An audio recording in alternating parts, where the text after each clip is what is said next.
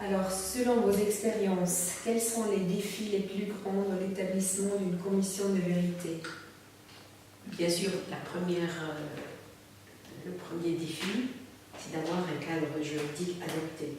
C'est-à-dire qu'une commission de vérité doit pouvoir avoir les moyens de déployer son mandat. Le moyen, ça commence par être le cadre légal, c'est-à-dire la capacité d'abord d'indépendance totale par rapport au pouvoir exécutif et même au pouvoir législatif et même judiciaire, par rapport à tous les pouvoirs. Elle doit pouvoir avoir une indépendance réelle.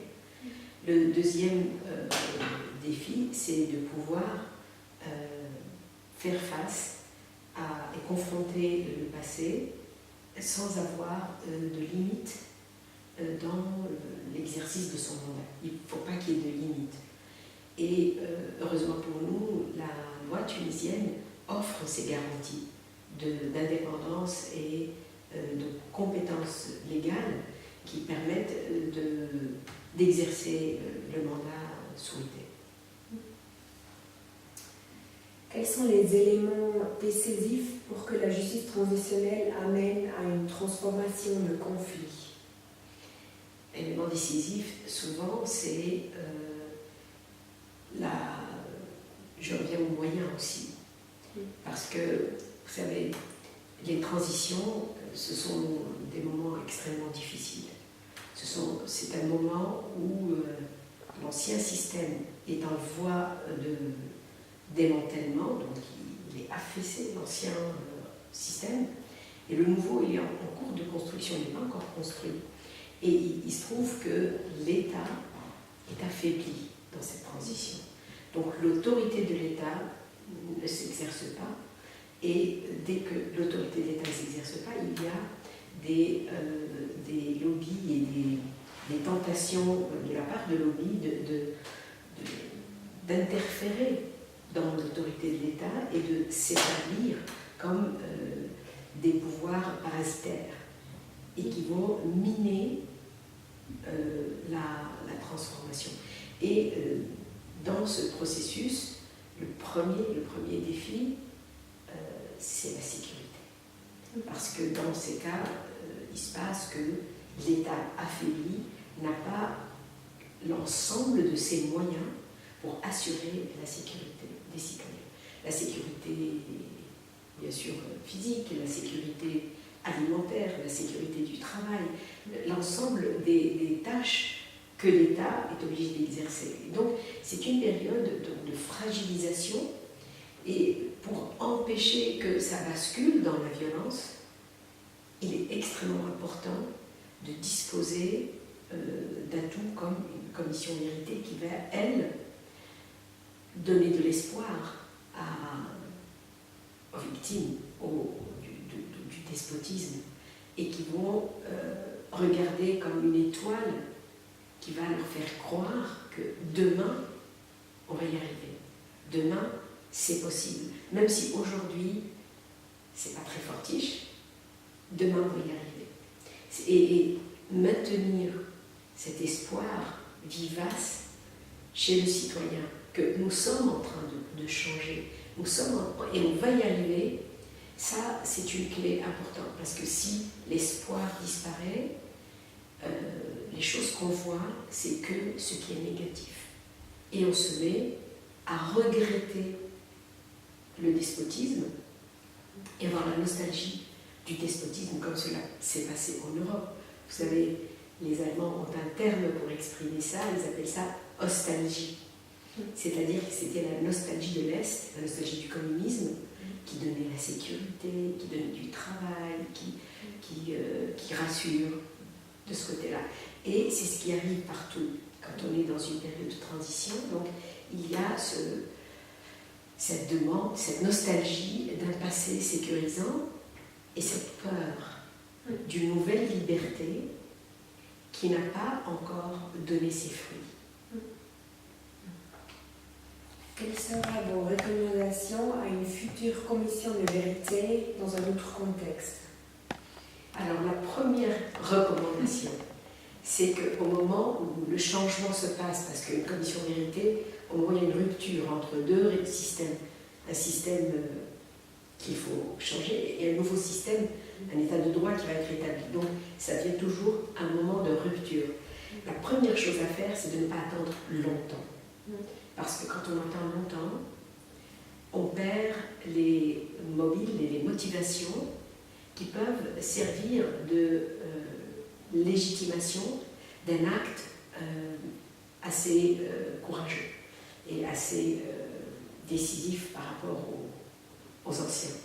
Et plus on perd de temps, plus cette capacité à donner de la légitimité à des actes qui accompagnent la rupture, des actes de réforme,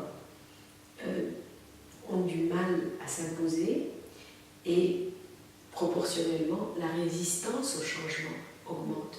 Donc plus on fait tard, plus la résistance au changement, elle devient assez forte.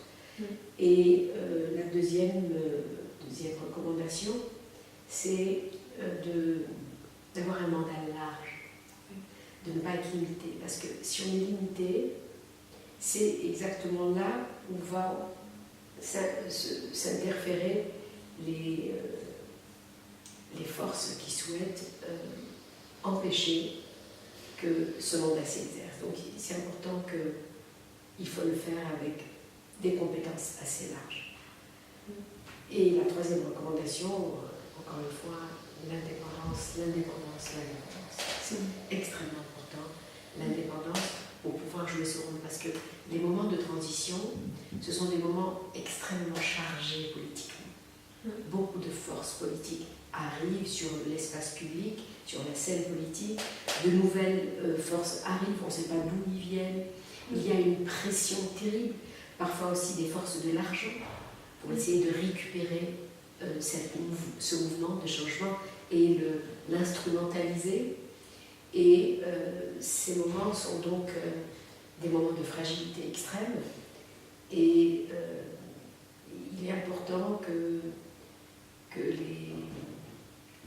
les compétences soient assez larges pour empêcher, encore une fois, cette résistance. Voilà, la dernière question. Quelle est l'importance des archives pour le travail de l'UBD et les mécanismes de justice transitionnelle en général? Elles sont fondamentales parce que vous savez qu'on a deux sources pour l'établissement de la vérité. On a le témoignage de la victime qui va dire son récit victimaire, qui va raconter ce qui s'est passé et qui va nous permettre de nous renseigner sur comment fonctionnait la machine à travers les récits et les témoignages des victimes.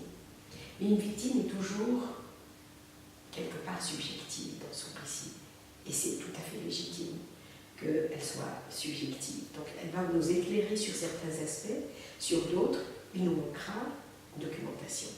Et la deuxième source qui va permettre de corroborer le récit de la victime, c'est les archives. Parce que, en tout cas, la loi tunisienne, elle oblige l'IVD à établir la vérité, pas la victime. La victime n'est pas tenue à la vérité, toute la vérité, rien que la vérité. Parce qu'elle a le droit d'être subjective, elle a le droit d'oublier des choses, d'omettre des choses, de faire l'impasse sur certaines choses, parce qu'elle va retenir que ce qui lui a fait mal. Et nous savons cela, mais c'est notre responsabilité d'aller trouver la documentation utile à mettre en contexte cette violation et de lui donner le contexte objectif qui a fait qu'elle a pu se produire. Et donc, les archives jouent un rôle fondamental. Sans les archives, l'établissement de la vérité ne peut pas se faire. Et une des batailles que l'IVD a engagées, c'était la bataille des archives. C'était la première bataille qui a été engagée. Et Suisse nous a beaucoup aidés à gagner un peu cette bataille. Nous l'avons finalement gagnée, mais ça a été très très dur, parce que les lobbies qui résistent au changement ont tout de suite compris l'intérêt stratégique des archives dans l'établissement de la vérité.